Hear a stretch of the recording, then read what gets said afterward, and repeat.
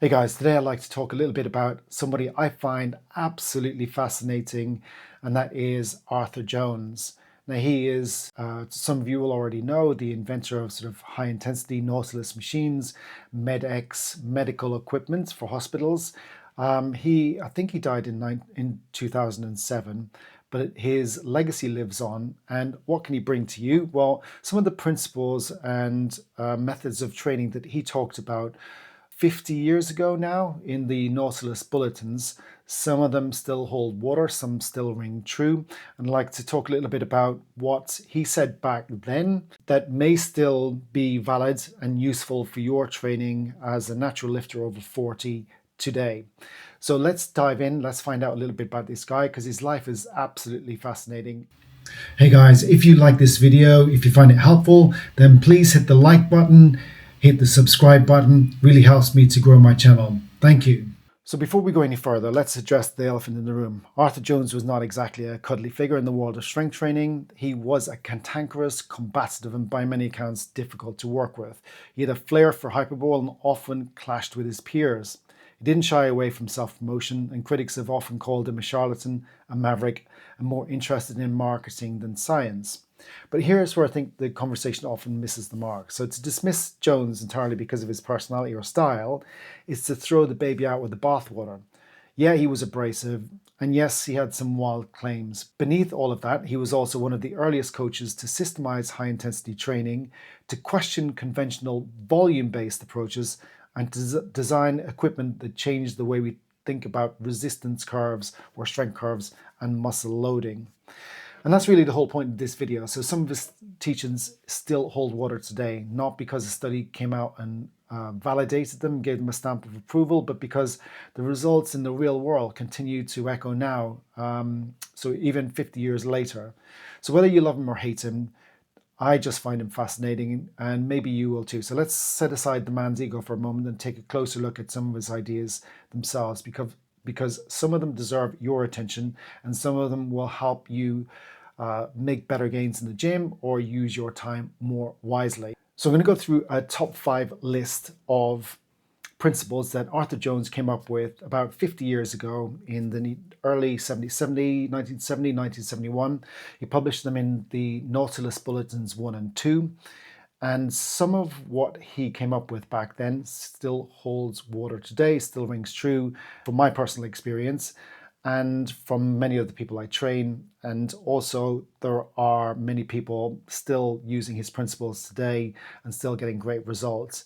Now, nowadays, there seems to be, before going into all of that, there seems to be two camps in the sort of gym culture, and that is the high volume work like Arnold Schwarzenegger, and there's a lot of evidence-based trainees, Mike Israetel and Renaissance periodization, and some of those sort of elite bodybuilder style workout channels talk about high volume workouts being the most beneficial and the best muscle builders and the most evidence-based, and there's so many studies that back up this claim.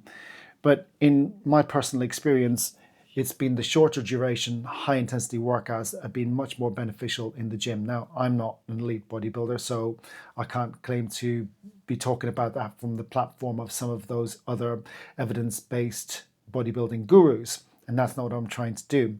But I would say that there is a time and a place for volume-based training. And if you see the diagram or the pie chart that I've put up, it's a kind of a Russian template, or maybe an athletic or Olympic lifting template, whereby a lot of time is spent at lower percentage lifts and only a very small percentage of time is spent at 95 to 100% of your 1 rep maximum, implying that that's the highest level of intensity. But, and this is a big but, especially with athletic endeavors or indeed Olympic lifting, is that there's a skill to the lifts, and the movement patterns have to be practiced for thousands and thousands of reps before you can become proficient in them, excel in them, and improve. And so there needs to be a lot of time spent doing the actual reps, thereby sort of the need for actual volume. And so only a part of that time is spent in the really high intensity 90 to 95% or 100% of the 1 rep maximums. So that would be my caveat to high volume training. If you're an athlete or you're involved in Olympic lifting, then you really do have to put get the reps underneath under your belt to get better at that athletic endeavor, because the practice makes perfect. But for things for getting stronger in the gym or building muscle, then I do believe, and it's been in my experience, that shorter duration, higher intensity workouts have been great.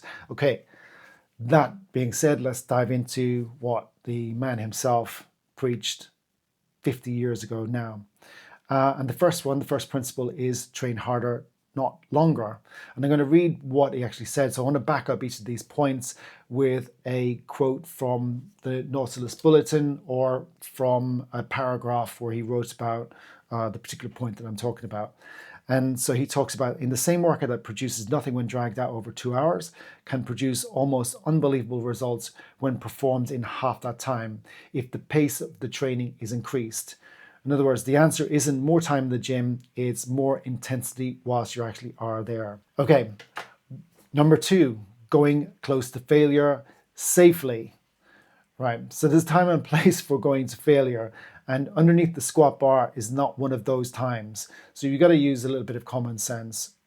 We need to have enough wherewithal to know that we're going to get out of the bottom of the hole with the squat and be able to rack it safely, or have the pins to save you if you do actually fail under the weight.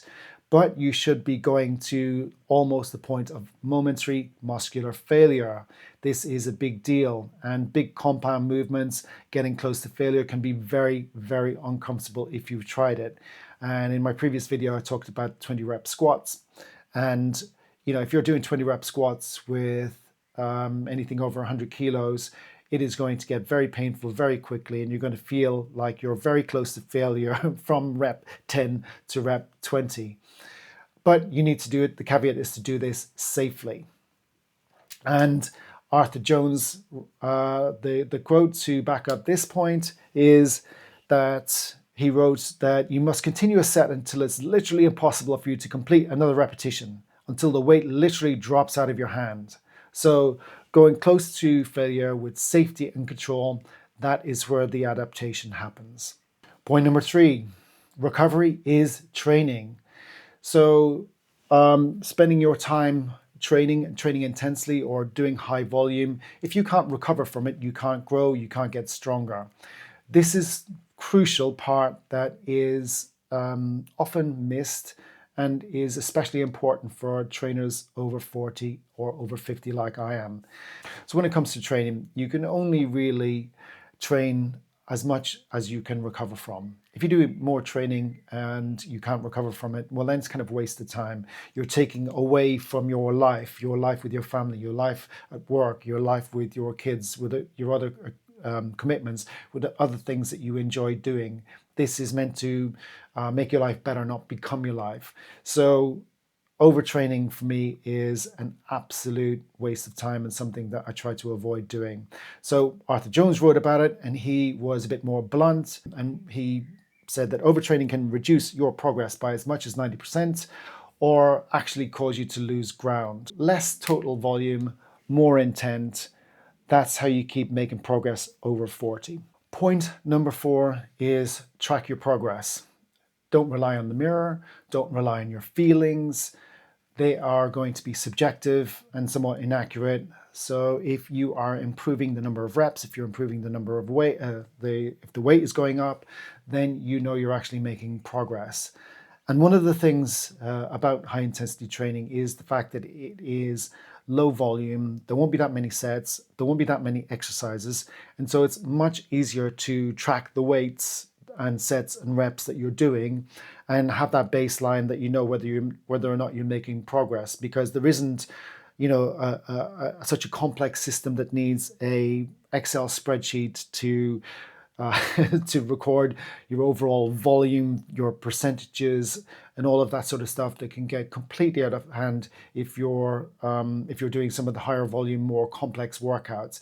It's really hard to track, or can be hard to track your progress. And it is crucial to do so, because if you don't, you are relying on feelings, and looking in the mirror or the size of your pump and all of that sort of stuff is subjective and not objective at all. So Jones writes, without a record of progress, the entire process becomes nothing more than a guessing game.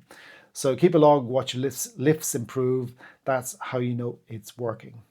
Point number 5, stimulate, don't annihilate. And I really love this point, because we're not looking for more work and more ways to spend more time in the gym, because it doesn't necessarily mean more gains or more strength or more results, and often can mean that we're going backwards, because we're running into the realms of overtraining and not recovering from the overall volume that we're doing. And there's a really succinct way to put it, and that is the minimum effective dose. We're looking for the minimum amount of work we can do to stimulate the gains and stimulate the results, and stimulate the body to overcompensate and help us grow, become stronger, and progress. And that is a great way to look at training, because it's meant, as I said before, it's meant to make your life better, not become your life. So the minimum effective dose is what we're striving for, that threshold that when we reach it, we know we don't need to do any more. We have stimulated our bodies, and we have not annihilated them. And Jones writes, the minimum amount of exercise required to produce the growth stimulation, the growth stimulation. Once that threshold has been crossed, additional work serves no other purpose and is often harmful. So your goal isn't to be sore, your goal is to be better. And it's a good idea to learn the difference. So guys, wrapping this up, Arthur Jones was an interesting character. I hope you'll agree. And he may have been arrogant, he may have been a little unhinged, but he knew something that a lot of us miss. And that is that results come from effort, not just fluff, not just volume, not just talking about it. It comes from, the hard work in the gym. And let's finish off with another Arthur Jones blunt quote. And he says, if you aren't stronger, bigger, or leaner after 12 weeks, your program sucks. And if you're not honest about that, you suck too. So he was brutal, yeah, but maybe there's a little bit of truth in what he said, and maybe we need to hear that as well. Anyway, guys, speak to you soon.